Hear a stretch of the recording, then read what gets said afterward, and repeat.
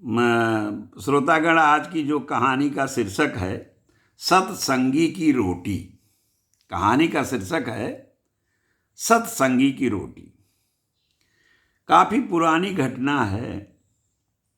एक साधु जी थे, वे लोगों को सुधारने का बीड़ा उठाए थे कि हम कुछ न कुछ लोगों को सुधारेंगे, लोगों की गलत आदतें दूर करने का प्रयास करेंगे, लोगों को तमाम चीज़ों की लत हो जाती उस लत को छुड़ाएंगे। गांव गांव घूमकर अपने चेलों के साथ साधु जी, महात्मा जी यही प्रयास करते थे। जिस गांव में जाते थे लोग उनकी आवभगत करते थे और उनसे कहते थे कि भैया मेरी बात मानो, जो आपकी बुरी लत है वो बताओ क्या है और मैं चाहता हूं कि आप उसे छोड़ दें। इसी तरह से घूमते घामते एक दिन वो एक गांव में पहुंचे। महात्मा जी अपने पूरे संत मंडल के साथ पहुंचे और गांव में लगे घूमने। तो गांव वालों ने देखा कुछ महात्मा लोग आए हैं, कुछ संत लोग आए हैं। तो उसमें से एक अच्छा आदमी था, वो अपने दरवाजे पर खाट ओट बिछाया, एक आध दो चार कुर्सी रखी और महात्माओं को बुला कहा कि नीम की छाया है, महाराज बैठ लीजिए, जलोल पा लीजिए। हाँ, तो उन्होंने कहा कि हाँ, गांव घूम के देखाता हूँ, फिर आप ही के यहाँ आकर बैठूंगा। फिर लोग दो संत जो थे महात्मा जी के साथ, जो और संत थे उनके चेले चापड़, वो पूरा गांव घूम के देखे। गांव काफ़ी अच्छा था। हाँ, लेकिन उस गांव में सुने थे लड़ाई बहुत झगड़ा शाम को होता है, क्योंकि गांव वाले शाम को शराब पी लेते हैं और आपस में एक दूसरे को भद्दा भद्दा व्यवहार करते हैं, गाली गलौज करते हैं। ऐसी जानकारी महात्मा को मिली थी। पूरा गांव घूमकर घंटे डेढ़ घंटे बाद महात्मा जी और उनके जो संत मंडल था आ गया। हाँ, जो भला मानस था, घर पक्का वक्का बनवाए था, थोड़ा उसके रहन सहन थोड़ा अच्छा था, वो आ गया। तो आकर खाट ओट बिछाया था, कुर्सी उर्सी लगाया था, कभी महात्मा लोग आएंगे, और घर में भीतर जाकर बता दिया था, कुछ चाय पानी की व्यवस्था अपनी पत्नी को करने के लिए कहा आया था। जब महात्मा जी लौटने लगे, आने लगे उसके घर की ओर, तो गांव के भी कुछ लोग आने लगे। सबसे बताए कि आज उनके यहाँ हमारे चाय है, कुछ नाश्ता है, तो वहाँ बैठेंगे। जब गांव वाले सुने कि रघुराज के यहाँ इनकी चाय नाश्ते की व्यवस्था है, तो कुछ लोग पीछे पीछे लग गए महात्मा जी की, चलो इन्हीं के बहाने हमको भी कुछ खाने पीने को मिलेगा। एक डेढ़ घंटे के बाद संत मंडल जो था महात्मा जी के साथ आ गया रघुराज के घर पर, और रघुराज देखते ही दौड़े, प्रणाम किए, सबको सादर आदर के साथ ले आए। किसी को खाट पर बैठाए, किसी को कुर्सी पर बैठाए, और जो बड़े महंत थे उनको एक बढ़िया तख्त और चद्दर उद्दर साफ सूफ करके बिछाए थे, उस पर बैठाए, सबके प्रणाम उड़ाम किए। तुरंत ही लड़के से कहा जल उल ले आओ ठंडा, थोड़ा गुड़ भी ले आना। गुड़ जल की व्यवस्था की गई। थोड़ी देर ऐसे बहस चली भगवान की, संतों की, महात्माओं की, तीर्थों की, मंदिरों की, शिवालयों की तमाम चर्चाएं होती रहीं। तो महात्मा जी ने पूछा कि रघुराज, तुम्हारी दिनचर्या क्या है, तुम कैसे करते हो काम? तब तक गांव के और लोग भी सत्संग में शामिल हो गए थे। 10, 20, 25 की भीड़ हो गई थी। रघुराज ने देखा भीड़ बढ़ी जा रही है, तो चाय की जगह उन्होंने चीनी का और नींबू का रस घोरवा दिया कि चाय से काम चलेगा नहीं, बहुत सारे लोग इकट्ठा हो गए हैं। और लाई चने की व्यवस्था सुबह सुबह कर दी। तो सत्संग चलता रहा। महात्मा जी जब उससे पूछा, उसने कहा कि भैया महात्मा जी, सुबह सूर्योदय से पहले उठ जाता हूँ, भगवान का नाम लेता हूँ, इसके बाद नहाता धोता हूँ, हल्की फुल्की पूजा पाठ करता हूँ, फिर अपने खेतों में चला जाता हूँ, दिन भर श्रम करता हूँ, बच्चे को पालने पोसने भर के लिए कुछ कमा लेता हूँ। ऐसे ही महात्मा जी ने सबसे पूछना शुरू किया। जब शाम आने का वर्णन हुआ तो सबने कहा कि महाराज शाम को हम लोग बाजार चले जाते हैं और अद्धा पौआ जो भी हमारे पास पैसा होता है, 10 रुपये 10 रुपये की पिया है, 20 रुपये हुए 20 रुपये की पिया है, 50 रुपये हुए 50 रुपये की पिया है। कुछ नए युवकों ने, किसानों ने, जो नए युवक थे गांव के, उन्होंने कहा साहब हम तो शराब तो नहीं पीते, लेकिन साहब हम गुटखा बहुत खाते हैं। हाँ, कहें कितने रुपए गुटखा खा जाते होगे? महात्मा जी ने पूछा। तो उन्होंने कहा कि वैसे तो 10 रुपए का गुटखा हम खा ही जाते हैं दिन भर में, और नहीं 10 रुपए का तो 5 रुपए में तो कोई झोल नहीं है। 5 से 10 रुपए का गुटखा हम रोज खाते हैं। एक आदमी ने कहा महात्मा जी हम शराब पीते हैं शाम को, लेकिन 1 कुल्हड़ 2 कुल्हड़। महात्मा जी ने पूछा कि 1 कुल्हड़ कितने की आती है? कहें कि 20 रुपए की, 25 रुपए की।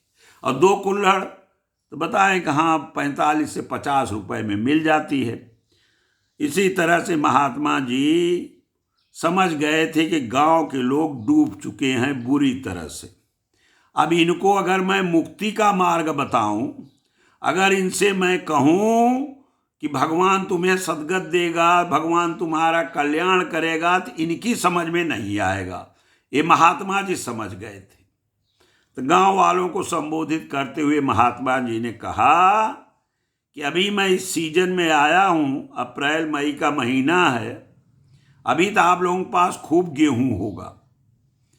अगले साल जब मैं आऊंगा मार्च अप्रैल मई में, तब आप लोग मुझे वादा करें कि आप लोग अपनी एक बुरी आदत छोड़ देंगे। तो एक काइयां उठा गांव वाला, पूछा कि महाराज काहे छोड़ देंगे? तो महाराज पहले से तैयार थे महात्मा जी। उन्होंने कहा कि इसलिए छोड़ दोगे कि अगर तुम एक आदत अपनी छोड़ दोगे तो मैं एक बैलगाड़ी भर के करीब 5 क्विंटल गेहूं दूंगा तुम्हें। तुम्हारे 10 से खेत में नहीं होगा 5 क्विंटल। मैं एक व्यक्ति की एक बुरी आदत छोड़ने पर हर व्यक्ति को 5 क्विंटल गेहूं दूंगा।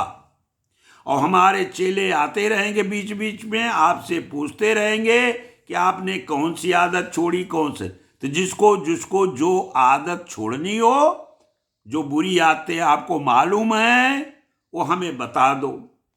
किसी ने कहा साहब हम गांजा पीते हैं और हम तो 20 रुपए के रोज गांजा पीते हैं, हम वादा करते हैं महाराज हम आज से गांजा नहीं पिएंगे अगर आप 5 क्विंटल अनाज हमें दोने को वादा करते हो तो।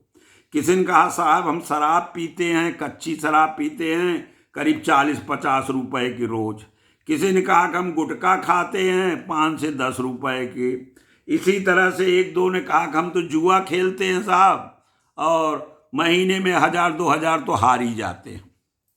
तो सब ने अपनी अलग अलग आदतें बताई और ये तय किया कि हम साहब साल भर के लिए आपके कहने पर और उस 5 क्विंटल गेहूं की लालच में हम अपनी एक आदत छोड़ रहे हैं। तो महात्मा जी ने अपने संत मंडल से कहा कि भैया जो जो ये लोग बता रहे हैं, हर व्यक्ति का नाम लिखो और उसकी आदत लिखो, लत लिखो, किसको क्या लत लिखी है और वो छोड़ने का वादा कर रहा है ये भी लिख दो, और उसको 5 क्विंटल गेहूं मिलेंगे ये भी लिख दो। ऐसे ही होते होते शाम हो गई, सबका नाम लिखने उतने धीरे धीरे समय व्यतीत होने लगा और गांव वालों ने जिनने जिनने वादा किया था, उनकी पत्नी, उनके बच्चे, उनके घर वाले कहते आप शराब मत पीना, नहीं तो 5 क्विंटल गेहूं नहीं मिलेगा। तो कहा भाई मैंने छोड़ दिया शराब, मैंने गुटखा छोड़ दिया, कोई कहता था, कोई कहता था मैंने जुआ छोड़ दिया, काहे परेशान हो, हम अब जुआ नहीं खेलते, हम अब गांजा पी कभी आते हैं क्या। ऐसे धीरे धीरे 10, 20, 25 लोग उस गांव में सुधरने की स्थिति में आ गए। कुछ घर वालों के दबाव में, कुछ सामाजिक दबाव में, कुछ भगवान के नाम पर, संत महात्मा के नाम पर, ईश्वर के नाम पर कसम खाए थे इसके नाम पर, और कुछ लोग लालच के नाम पर, हमें तो 5 क्विंटल अनाज मिलने वाला, 5 क्विंटल अनाज गेहूं कम से कम 10,000 रुपए का हुआ, तो इस लालच में उन्होंने छोड़ दिया। अब जब साल का बीतने लगा तो महात्मा जी अपने संत मंडल के साथ फिर उस गांव में आए। तो गांव वालों ने देखा कि पैदल ही चला रहा, बैलगाड़ियां कहाँ हैं। हम लोग 20 लोग वादा किए थे तो 20 बैलगाड़ी तो इसको अन्न लाना ही चाहिए था, कम से कम 100 क्विंटल का अन्न आता गांव में। फिर महात्मा उसी रघुराज के घर पर आए, रघुराज को बुलवाया कि भैया व्यवस्था करो, मैं बैठा हूँ। हाँ, और उन लोगों को बुलाओ जिन्होंने नाम लिखाया था, उनको हमें 5 क्विंटल अनाज का हिसाब देना है भाई। हाँ, रघुराज ने पूरे गांव में घूम कहा कि महाराज आए हुए हैं, महात्मा जी आए, भैया सब लोग चलो, आप लोगों से बात करना चाह रहे हैं। हमने उनके बैठने की व्यवस्था नींव के नीचे कर दी है, आप लोग सब जल्दी पहुंचो। पूरा गांव जुटता है तो संत मंडल कहते हैं भैया नाम पढ़ो किसका है। तो एक ग्रामीण का नाम पढ़ते हैं, पूछते हैं, कहते हैं कि शराब न पीने का वादा किया था और कहता था कि 40 से 50 रुपए खर्च होते हैं। तो महाराज ने कहा कि इसका हिसाब लगा के बताओ। तो संत मंडल ने हिसाब लगाया कि एक दिन में 50 रुपए, तो 30 दिन में कितने रुपए? हाँ, तो 1500 रुपए। तो साल भर में कितने रुपए? 18,000 रुपए। कहीं लिख लो 18,000 रुपए। ऐसे ही गांजे वाले का एक दिन में 20 रुपए, महीने भर में 600 रुपए और साल भर में 7,200 रुपए। ऐसे वो गुटखा वाले का, ऐसे जुआ, सबका हिसाब लिखा गया। अब उसमें जिसके पास बुलाए कि भाई तेरे को तो 18,000 रुपए मिल गए, तूने शराब पीना बंद कर दिया, तेरे बचत हुई कि नहीं बचत हुई 18,000 रुपए? उसकी समझ में आ गया कि हाँ साहब, हमारा स्वास्थ्य भी ठीक हो गया, हम अच्छे हो गए और हमारे पैसे बच गए, हमारे 18,000 रुपए बच गए। आज तक मैं शराब की दुकान पर साल भर से नहीं गया हूं। ऐसे गांजा वाला, ऐसे जुआ वाला, धीरे धीरे ऐसे पूरे गांव में समझ में आ गई कि महात्मा ने अपनी बुद्धि से हम लोगों का काफी पैसा बचत करा दिए। और तब महात्मा जी ने कहा कि संत गणों, ग्रामीणों, आपकी ये बचत ही सत्संगियों की रोटी है। ये जो आपकी बचत होती है, इसी से भिखारी, संत, महात्मा, कौआ, कुत्ता, चिड़िया, जानवर, सबका भरण पोषण होता है, जो आपकी बचत होती है। उस दिन से गांव में बड़ा ही धार्मिक अनुष्ठान होने लगे, बहुत धार्मिकता आ गई। जो कुरीतियां गांव में फैली थी धीरे धीरे समाप्त हो गई और छोटी बड़ी बचत पूरा गांव करने लगा। आज की कहानी का शीर्षक था सत्संगी की रोटी। कहानी अगर आपको पसंद आई हो तो इस चैनल को आप लोग सब्सक्राइब भी करने का कष्ट करें।